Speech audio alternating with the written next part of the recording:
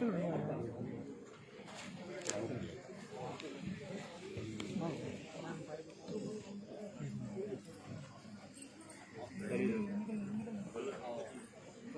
प्रदेश की माननीय राज्यपाल महोदया के दिखाए गए मार्ग पर आगे बढ़ने के लिए यह विश्वविद्यालय प्रतिबद्ध है।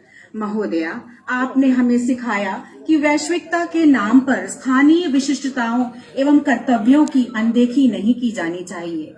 आपने हमें संवेदनशील होकर सामाजिक उत्कृष्टता के लिए कार्य करने की शिक्षा दी। आपकी अमूल्य उपस्थिति के लिए हम सब आभार प्रकट करते हैं एवं आपको आपके उद्बोधन हेतु आमंत्रित करते हैं।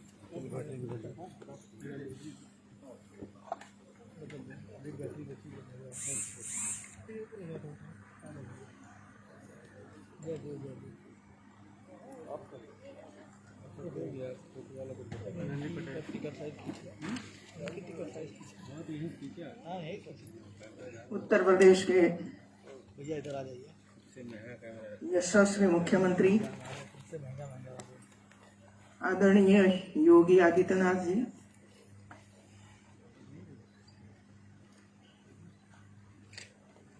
माननीय मंत्री श्री सतीश महामाना जी, मंत्री नीलिमा कटियार जी, हमारी मेयर, AKTU के कुलपति, मंच पर विराजमान अन्य सब महानुभाव, जिसके द्वारा आज आंगनवाड़ी को कुछ न कुछ वेग दिया गया है, ऐसी सभी संस्थाएं के सभी ट्रस्टी या तो प्रिंसिपल, आंगनवाड़ी की सभी कार्यकर्ती बहनें और अन्य उपस्थित सभी पदाधिकारी भाई बहन, मैं आंगनवाड़ी की जो महिलाएं हैं जो काम कर रही है सालों से, वैसे तो पूरे भारत में 1975 से आंगनवाड़ी की कल्पना शुरू हुई, लेकिन जिस तरह ये आंगनवाड़ी का लक्ष्य था, क्यों आंगनवाड़ी शुरू की गई है, ये लक्ष्य के सामने देखकर आंगनवाड़ी में क्या क्या होना चाहिए, आंगनवाड़ी कैसे होनी चाहिए, आंगनवाड़ी की महिलाओं की ट्रेनिंग कैसी होनी चाहिए, उसका पाठ्यक्रम कैसा होना चाहिए, इसके बारे में पिछले समय में कुछ सोचा नहीं गया। मैं ये बताना चाहती हूँ कि ऐसा नहीं है। मैं जब 98 में पहली बार मंत्री बनी, इसके पहले मैंने 30 साल शिक्षा क्षेत्र में काम करती थी। मेरे सामने रखा गया कि आपको शिक्षा विभाग और महिला बाल कल्याण विभाग दिया जाता है। पहली मीटिंग तो हम लोगों ने कर दी शिक्षा विभाग की। जब महिला बाल कल्याण विभाग की मीटिंग करनी थी, तब मैंने कहा कि भाई बुलाइए सब अधिकारी को। तब पता चला कि वो सिर्फ ऑन पेपर है, कोई आंगनवाड़ी कहाँ चलती है, क्या है, कार्यकर्त्री तो थी, सुपरवाइजर भी थे, लेकिन धरती पर कुछ नहीं था। हम लोगों ने शुरू किया और मैं आज ये कहूंगी आप सबको कि 2001 तक मैं नहीं कर पाई थी। जब मुख्यमंत्री नरेंद्र भाई मोदी बने और उसके सामने मैंने ये विषय रखा, तब उनको इतना आश्चर्य हुआ कि जो देश में या तो गुजरात में 50% महिलाएं हैं और 25% बच्चे हैं, 75% लोगों के लिए न कोई विभाग है, न कोई कार्यक्रम है, न कोई योजना है, न कोई बजट है। ऐसी स्थिति में सालों तक गुजरात चला। फिर हम लोगों ने शुरुआत की और इसके लिए काफी कुछ करना पड़ा। चाहे भवन बनाना पड़ा, महिलाओं की ट्रेनिंग करनी पड़ी, गैस का कनेक्शन दिया, कुकर दिया, आंगनवाड़ी में ही गरम गरम रसोई, पूरा मेनू, ये सब कुछ शुरू किया मित्रों। आंगनवाड़ी महिलाओं के लिए पाठ्यक्रम बनाया, पाठ्यक्रम बनाने के बाद उसकी ट्रेनिंग कैसी होनी चाहिए, ये काम शुरू किया। जब मैं राज्यपाल के रूप में इधर आई तब तक ये छोटे मोटे काम करते थे। लेकिन एक बार पीएम साहब ने मुझे ये कहा कि आपने जिस तरह गुजरात में एक जन आंदोलन आंगनवाड़ी के लिए चलाया था, ऐसा जन आंदोलन आप मेरे मत क्षेत्र में चलाइए। तो उसी समय तो कोरोना चल रहा था, तो एक बार ऑनलाइन अधिकारियों के साथ चर्चा की, उसको मार्गदर्शन दिया, और जो जो बातें मैंने बताई, इस सभी बातों ने उसके धरती पर आंगनवाड़ी में करवाई। और 1-1.5 महीने के बाद फिर से हम लोगों ने ऑनलाइन जुड़े और क्या क्या किया आंगनवाड़ी में, ये सब कुछ मेरे सामने रखा। इसके बाद हम लोगों ने ये तय किया कि अभी जो न्यू पॉलिसी आई, ये न्यू पॉलिसी के हिसाब से हमें पाठ्यक्रम बनाना पड़ेगा और उसकी ट्रेनिंग भी करनी पड़ेगी। तो एक पाठ्यक्रम विद्या भारती के साथ बैठकर एक पाठ्यक्रम बनाया, और पाठ्यक्रम बनाने के बाद वाराणसी में 250-300 महिलाओं का, कार्यकर्त्रियों का, जिसमें सुपरवाइजर भी उपस्थित रखी, सीडीपीओ भी उपस्थित रहे और अधिकारी भी उपस्थित रहे, और 3 दिन का एक कार्यक्रम वाराणसी में चला और महिलाओं को सिखाया गया किस तरह बच्चों के साथ आपको गीत प्रेजेंट करना है, किस तरह आपको जो स्टोरी है वो स्टोरी किस तरह बतानी है बच्चों को। स्पोर्ट्स में भी साइंस कैसे आता है, स्पोर्ट्स में भी मैथ्स कैसे सिखाया जाता है, ऐसा कुछ सोच समझकर पाठ्यक्रम तैयार किया, और ये पाठ्यक्रम के हिसाब से महिलाओं को ट्रेनिंग दी। फिर हम लोगों ने ये सोचा कि देखिए मैडम, मैं गुजरात में आंगनवाड़ी कार्यकर्ता बहनों को मैं माता यशोदा के रूप में देखती थी कि ये हमारी माता यशोदा है। भगवान कृष्ण का जन्म तो देवकी ने दिया, लेकिन उसकी परवरिश, उसका संस्कार, उसका पालन पोषण ये किसने सिखाया? तो माता यशोदा ने सिखाया।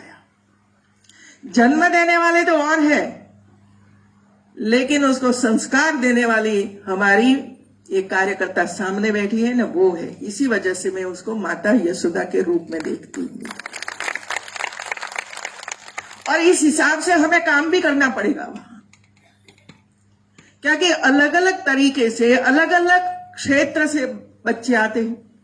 कोई गरीब बच्चे हैं, कोई बिना कपड़े, मतलब कम कपड़े से बच्चे आते हैं, किसी के पास चंपल भी नहीं है, शूज भी नहीं है, कोई अध भूखे आते होंगे, कोई रोते हुए आते होंगे। ऐसे अलग अलग प्रकार के बच्चे हमारी आंगनवाड़ी में आते हैं, मैंने देखा है। और इसी वजह से हम लोगों ने सोचा कि बच्चा रोते हुए नहीं, हंसते हुए आंगनवाड़ी में आना चाहिए। हंसते हुए उसको ये लगे कि नहीं, मैं आंगनवाड़ी में जाऊंगा तो मुझे खेलने के लिए वहां कुछ न कुछ मिलेगा, मुझे खाने के लिए कोई अच्छी चीजें मिलेगी। ये भाव से जब बच्चा वहां आता है तो उसकी उपस्थिति भी बढ़ती है। कभी कभी ऐसा होता है कि ऑन रजिस्टर पर तो 50 बच्चे होते हैं, लेकिन आते हैं 25-20, कोई समय पे आते हैं, कोई 10 बजे आते हैं, कोई 12 बजे आते हैं। तो ऐसी स्थिति में आंगनवाड़ी नहीं चलनी चाहिए, और ये प्रयास किया गया कि समाज को आंगनवाड़ी के साथ कैसे जोड़ा जाए, और इसका प्रयोग जो हमारे वीसी ने बताया, इसी वजह से मैं डुप्लीकेशन नहीं करूंगी।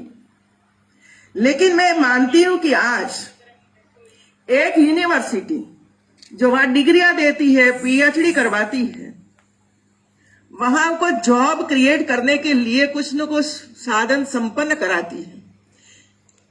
ऐसी टॉप लेवल की यूनिवर्सिटी है, टॉप लेवल की शिक्षा उसको दी जाती है। कोई रिसर्च वर्क होता है जो समाज को जरूरी है, और एक है हमारी आंगनवाड़ी, जो सबसे गरीब वर्ग के बच्चे 3 साल से 5 साल के और 0 से 3 साल के बच्चों के लिए और प्रेग्नेंट वुमन के लिए ये आंगनवाड़ी है। तो ये दोनों को हम लोगों ने जोड़ने का प्रयास किया है। आप यूनिवर्सिटी है, हम लोग यही मानते थे अभी तक कि हमारा काम परीक्षा लेना, रिजल्ट देना, एडमिशन करवाना और कई अच्छी लैब बनाकर बच्चों को इसमें सिखाना, प्लेसमेंट करना, जॉब देना। लेकिन जॉब क्रिएटर कैसे बने, इस दिशा में कम सोचते थे। इसके दायरे में हम रहते थे, लेकिन कैंपस के बाहर हम कभी नहीं निकले। और जब हम लोगों को पता चला कि जब नेक का हिसाब होता है, नेक एक्रेडिटेशन में जब आप जाते हो, तब इसमें एक बड़ा कॉलम है सोशल चेंज करने के लिए, सोशल वर्क करना है यूनिवर्सिटी को। जब मैं पहली बार मध्य प्रदेश में गई और जब मैंने नेक का प्रेजेंटेशन सबके सामने रखने के कहा, तब कई लोगों को पता ही नहीं था इसमें क्या है। उसी समय हम लोगों ने ये चर्चा की और मैंने दिशा दर्शन किया। सोशल चेंज करने के लिए हमें गांव में जाना पड़ेगा, समाज के साथ बैठना पड़ेगा, हमें anganwadi, primary school, secondary schools के बच्चों को इसमें जोड़ना पड़ेगा और हमें इतने अलग अलग प्रकार के काम करने पड़ेंगे जो हमारी समस्या है समाज में। ये समस्या को भी एड्रेस करना पड़ेगा, दूर करने के लिए प्रयास करना पड़ेगा, प्रचार प्रसार करना पड़ेगा। ऐसी कई बातें उसके सामने रखी। तब जाकर ये प्रयास किया कि एक एक यूनिवर्सिटी 5 गांव को गोद ले, कॉलेज 1 गांव को गोद ले। मैं जब यूपी में आई तो आप देखिए मित्रों, कितना सरल काम है, कोई कठिन काम है ही नहीं। यूपी में 58,000 गांव है, 58,000 गांव है और कॉलेज कितनी है? यूनिवर्सिटी, कॉलेज, प्राइवेट कॉलेज, ये सब मिलाकर 60,000 है। 60,000। तो हिसाब सीधा है। एक यूनिवर्सिटी, एक कॉलेज, एक एक गांव को हम गोद ले लेते हैं और 5 साल तक सरकार की योजना, केंद्र सरकार की योजना, समाज की समस्याएं, ये सबको हम एड्रेस करेंगे तो 5 साल में यूपी की शिकल बदल सकते हैं, शिकल बदल सकते हैं। और पूरा कितना स्टाफ है, मैं गिनाती अलग अलग डिपार्टमेंट में काम करती थी। तब मैंने कहा, खास करके महिला बाल कल्याण विभाग को, जब मैं राजस्व मंत्री बनी तब मैं ये कहती थी कि भाई हर गांव में कोई अधिकारी नहीं है, ब्लॉक में अधिकारी है लेकिन हर गांव में नहीं है। 10 गांव के बीच में एक अधिकारी छोटा रहता है, लेकिन आंगनवाड़ी में ऊपर से लेकर नीचे तक हर गांव में आंगनवाड़ी, 1 नहीं 2, 3, 4 आबादी के हिसाब से आंगनवाड़ी बनाई जाती है आंगनवाड़ी। और इसी वजह से बड़ा गांव है तो 4-5 है, 8-8 आंगनवाड़ी थी। तो एक ही गांव में 4 आंगनवाड़ी, 6 आंगनवाड़ी, तो कितने लोग वहां गांव में काम कर रहे हैं। आशा वर्कर है, ये सब मिलकर यदि वहां काम करेंगे तो क्या कोई बच्चा कुपोषित रहेगा? क्या कोई बच्चा टीबी वाला रहेगा? क्या कोई माता की डिलीवरी बिना हॉस्पिटल होगी? क्या डिलीवरी के समय पर हम बच्चों को खो सकते हैं? डिलीवरी में माता को जो परेशानी होती है, कभी माता को हम गंवाते हैं, कहीं बच्चा मर जाता है, लेकिन हमारी ओर से जो प्रयास होता रहता है उसका वहां धरती पर हम काम करेंगे तो सभी महिलाओं की डिलीवरी हॉस्पिटल में होगी। और हॉस्पिटल में जब डिलीवरी होती है तब बच्चा अंधा है कि नहीं है वो भी देख पाएंगे, तो उसका ऑपरेशन करके उसको स्वस्थ बना सकते हैं। यदि कम वेट वाला बच्चा है तो तुरंत हॉस्पिटल में उसकी इलाज शुरू हो जाती है। आप देखिए राज्य सरकार और केंद्र सरकार की कितनी योजनाएं हैं, कितनी योजनाएं हैं। कोई विदेश में आप देखो तो कोई विदेश में ये नहीं योजना है कि प्रेग्नेंट वुमन को 9 महीने के लिए अच्छा भोजन मिले, दूध मिले, उसको ड्राई फ्रूट्स या तो फ्रूट्स खा सके। इसके लिए 5,000 रुपया कोई राज्य सरकार विदेशों में नहीं देती। ये सिर्फ एक हमारी सरकार, केंद्र सरकार, राज्य सरकार दे रही है। लेकिन हम देखते हैं कि क्या 5,000 रुपये में से कोई विड्रॉल हुआ, 100 रुपया लिया, दूध पिलाया बच्ची को, बेटी को या बहू को। ये जो काम आपको करना है ये बहुत ही कम होता है। परिवार को गाइड करना कि क्यों दे रहे हैं हम 5,000 रुपया। ऐसी स्थिति में टीबी वाले बच्चे हर महीने 500 रुपया दिया जाता है सरकार की ओर से, दवाई फ्री। लेकिन बच्चे बड़े टीबी में से जल्दी बाहर नहीं निकलते हैं क्योंकि उनको प्रेम चाहिए, उनको होंठ चाहिए, उसको थोड़ा सा अच्छा पोषण युक्त आहार चाहिए। और इसी वजह से हम जोड़ने का प्रयास किया एनजीओ के साथ, परिणाम अच्छा आया। तो ये जो सभी समस्याएं हमारे सामने हैं, ये समस्याओं को हम एजुकेशन डिपार्टमेंट और एजुकेशन के साथ काम करने वाले लोगों को भी इसमें जोड़ने की आवश्यकता है। और आज मुझे खुशी है कि हमारी एकेटीयू यूनिवर्सिटी के साथ संबंध वाली सभी कॉलेजों ने, किसी ने 10, किसी ने 4, किसी ने 1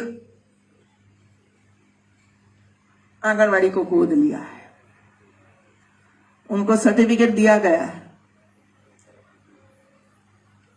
हमारे वीसी का एक कहना था मुझे कि सबको हम सर्टिफिकेट दे, लेकिन मैंने ये कहा कि 4 से ज्यादा जिसने आंगनवाड़ी ली है उनको जरूर सर्टिफिकेट देंगे, और बाद में जो बढ़ाएंगे तो उनको बाद में हम देंगे, लेकिन देंगे जरूर मित्रों। इसके साथ मेरा ये है कि ये दे दिया वो पूरा हो गया, ऐसा नहीं होना चाहिए। हमें भी आंगनवाड़ी में हम बड़े लोग गाड़ी में घूमते हो या तो हमारे पास हेलीकॉप्टर हो, लेकिन मैं ये मानती हूं कि आप आंगनवाड़ी, कोई भी आंगनवाड़ी में आप जाइए, 2 महीने में 3 महीने में एक बार बच्चों के साथ बातचीत कीजिए और अपने परिवार को लेकर जाइए, अपने परिवार को लेकर जाइए। इसमें जो संस्कार मिलता है ना, ये आपको पता नहीं चलेगा, लेकिन जब आपका ये छोटा बेटा, छोटी बेटी वो देखेगी ऐसे बच्चों को कैसे खिलाते हैं, क्यों खिलाते हैं, क्यों ऐसा नहीं मिलता है, हमें तो मिलता है लेकिन हम खाते नहीं है। और जब वो बड़े होंगे तब उनको ये आंगनवाड़ी दिखाई पड़ेगी कि मैं आंगनवाड़ी को गोद लेकर हमारी आंगनवाड़ी को आगे बढ़ाऊंगा। ये भाव इसमें से आएगा, आएगा ना आएगा ना। और हमारे जो स्टूडेंट्स हैं वो स्टूडेंट्स भी जाना चाहिए वहां कुछ ना कुछ सिखाए भाई। कोई ऐसा स्टूडेंट्स है जो संगीत करता है तो वहां जाकर कोई गीत सिखाए, किसी को स्पोर्ट्स में इंटरेस्ट है तो स्पोर्ट्स सिखाए वहां जाकर बच्चों को, किसी को मैथ्स में कुछ सिखाना है तो वो भी वहां करवा सकते हैं, किसी को पेंटिंग में इंटरेस्ट है तो कोई 4 बुक लेकर जाए और बच्चों को दे दे और कैसे इसमें कलर वगैरह करना है वो कर सकते हैं। तो ये इसके साथ हमें जोड़ना है। ये सभी जो दे दिया इसकी वजह से हमारा काम पूरा हो गया ऐसा मैं नहीं मानती हूं। हमें वहां पहुंचना है, बच्चों के साथ बैठना है। मैंने देखा है कि हम लोगों ने जब गुजरात में ये किया तो आसपास की जो महिलाएं थी, जो सोसाइटी थी, वो सोसाइटी वाली महिलाएं मुझे मिली कि हम उसके लिए क्या कर सकते हैं आंगनवाड़ी के लिए। तब मैंने रसोई शो शुरू करवाया कि आप आंगनवाड़ी में जाइए, कुछ लेकर जाइए कुछ बनाइए वहां जाकर और बच्चों को खिलाइए। वो काम भी सोसाइटी वालों ने शुरू किया, अन्य महिलाओं ने शुरू किया। किटी पार्टी चलाते हैं ना, किटी पार्टी चलाते हैं, उनको पता ही नहीं है कि हमें क्या करना चाहिए। मैं कोई विरोध नहीं करती हूं मित्रों, लेकिन ऐसे बड़े घर की जो महिलाएं हैं वो इसमें जुड़ना चाहती हैं कि हम तो वो ही करते रहेंगे, साथ साथ में आंगनवाड़ी को भी देखते रहेंगे, कुछ देते रहेंगे, कुछ सिखाते रहेंगे। देखिए, मैंने एक प्रयास किया था एक टीबी वाला बच्चों का गुजरात में, और पुलिस वालों को बुलाया था एक भवन का उद्घाटन करने के लिए। जब मैं सीएम थी तब गई थी, तो मैंने कहा कि आप भी एक एक बच्चों को गोद लो ने। तो थोड़ा सा वो हुआ कि अरे हम तो सुरक्षा करें कि एक एक बच्चा को गोद ले टीबी वाले, लेकिन लिया 5-5 बच्चों को, कहा कि पांच ही ऑफिसर एक एक बच्चों को ले लें। वे लोगों ने लिया, और 2-3 महीने के बाद फिर से जब मैं वहां गई और मैंने कहा कि भाई कैसा रहा, फीडबैक क्या है, तो उन्होंने, एक ऑफिसर ने मुझे बताया जो मैं आपके बीच में रखना चाहती। ये ऑफिसर ने मुझे बताया, पहले तो मुझे ये लगा कि ये मैडम क्या कर रही है, बच्चों को गोद लेने की बात कर रही है। फिर भी मैंने कहा कि नहीं नहीं, कहा है तो करिए। तो उसने कहा कि मुझे एक बेटी को दे दिया डीएम ने कि ये गांव है और इसमें ये 7-8 साल की बेटी है, उसको जरा आप गोद ले लीजिए। तो पहले दिन उसकी गाड़ी में बैठकर एक बड़ी टोपली में फ्रूट्स वगैरह लेकर वो गांव में जैसे ही उसने एंट्री की, तो गांव के लोग देखने लगे कि ये पुलिस आ रही, किसको पकड़ने के लिए आ रही है। तो सब लोग धीरे करके मेरी गाड़ी के पीछे पीछे आने लगे, बच्चे भी आने लगे कि किसी के घर पर पहुंचते, किसके घर पर पहुंचते, किसी को पता ही नहीं था। पूरे गांव में एक बात फैल गई कि कोई पुलिस ऑफिसर आया है और किसी को पकड़ने के लिए आया है।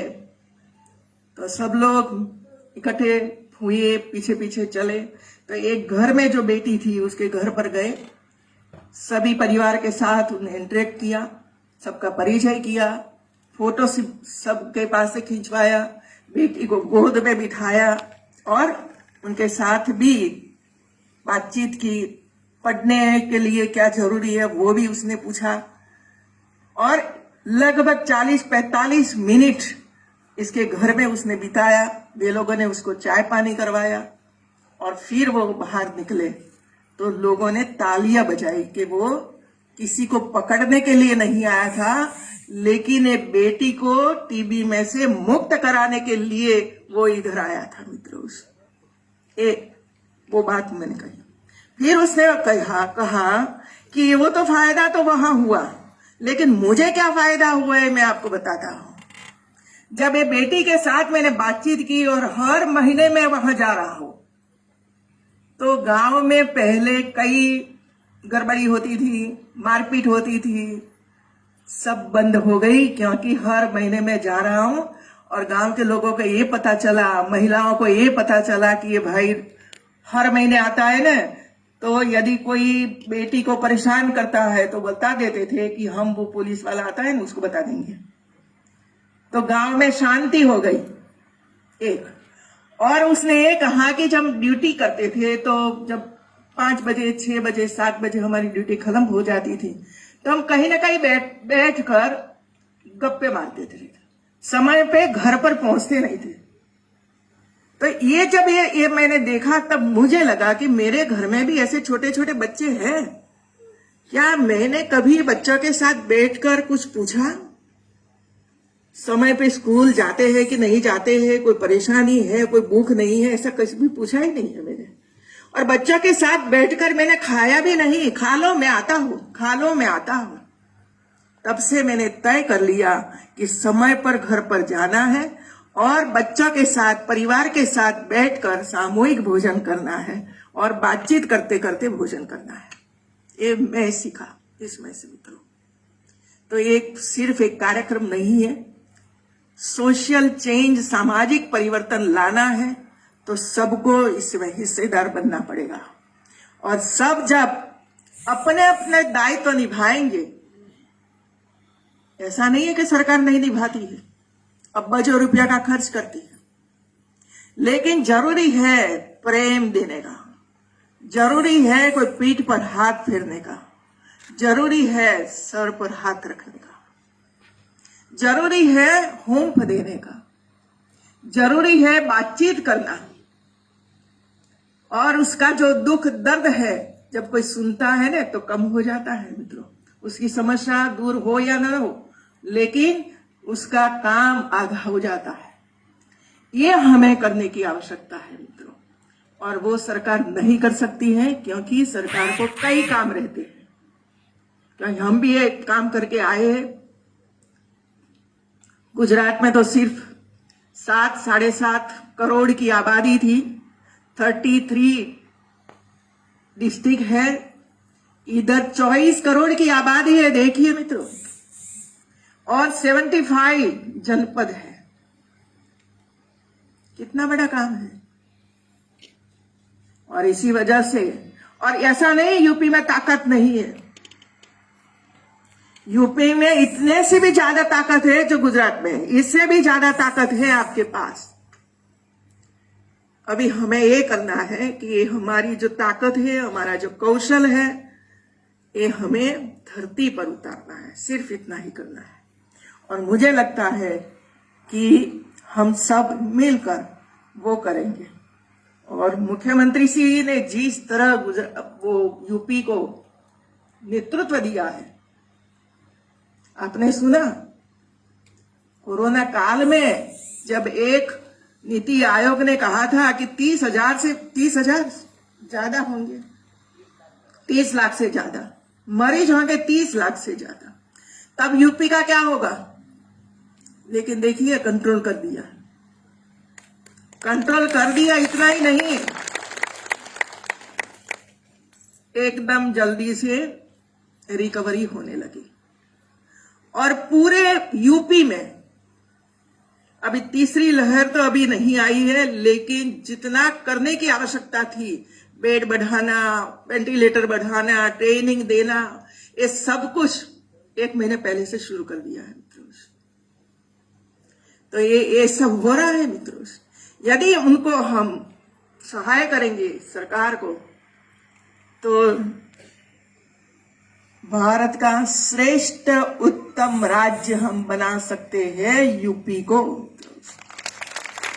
बना सकते हैं। एक मॉडल राज्य के रूप में हमें भारत के सामने यूपी को रखना है। और इसी वजह से चुने हुए जनप्रतिनिधि हो, चाहे गांव में हमारा ग्राम प्रधान हो, चाहे पंचायत के सदस्य हो, चाहे जिला पंचायत के सब सदस्य हो, चाहे नगर में मेयर से लेकर पार्षद हो, और ऊपर बैठे हमारे विधायक और एमपी हो, ये सब मिलकर एक चेन बनाकर आगे बढ़ेंगे तो इसमें कोई शंका नहीं है कि हम हमारे यूपी को श्रेष्ठ मॉडल राज्य नहीं बना सकते। मैं आज मुख्यमंत्री श्री को इसी वजह से कहती हूँ कि इतने व्यस्त है मित्रों, इतने व्यस्त है, पूरे यूपी में भ्रमण करना, जो जितनी योजनाएं बनी है, जहां भी मेडिकल कॉलेज वगैरह वगैरह जो हो रहा है उसका जायजा लेना, समय पे सब कुछ काम हो जाए इसके लिए प्रयास करना, एक कम काम नहीं है, कम नहीं है मित्रों। ये सब करते हुए भी ये आंगनवाड़ी के कार्यक्रम में उनकी उपस्थिति ये बताता है कि हमारे बच्चों के लिए वो कितने कमिटेड है मित्रों, कितने कमिटेड है। यदि हमारे छोटे बच्चों को हम संस्कार दे देते हैं, अच्छी दिशा दे देते हैं, तो भविष्य हमारा उज्जवल है मित्रों। और इसी वजह से आज आप सबने एक काम की शुरुआत की है, इसमें और हम आगे बढ़ेंगे। और 15 अगस्त के बाद जो हमारी आंगनवाड़ी की माता यशोदा है, उसके लिए एक ट्रेनिंग का सेंटर शुरू करेंगे हम। और अच्छी तरह से आपकी ट्रेनिंग हो जाएगी तो आपको कोई दिक्कत नहीं आएगी। यूनिवर्सिटी के सभी अधिकारियों को, वीसी को मैं धन्यवाद देती हूँ और मुख्यमंत्री जी को धन्यवाद है ही मित्रों। मैं तो प्रभावित हूँ उनके काम से मित्रों। तो बहुत बहुत बधाई आप सबको। आगे काम करते रहिए और सामने से आकर पूछिए, बताइए क्या जरूरत है, क्या जरूरत है, और वो काम आप सब करेंगे। ऐसे में एक विश्वास के साथ मेरा वक्तव्य पूर्ण करती हूँ। धन्यवाद।